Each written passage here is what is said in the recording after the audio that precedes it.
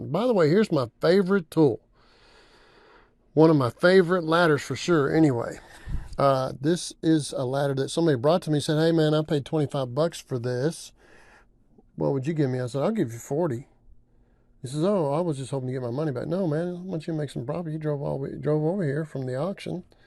So this is a folding ladder. It actually shrinks down to a small space, but look what it does. It pulls out like that, and then there's a little latch right here you got to pull up. And then you open it up like that. Ta-da! Man, that is so cool because you can slide it in the back of your car probably, or in the back bed of your truck and not have to worry about keeping the top up or put it on top of the bed. It's really, really neat because you can take it into real tight places and around corners and furniture and everything, and you can get there. So this gives me the chance to reach up to 10 foot myself, and I can work on ceiling fans and so on.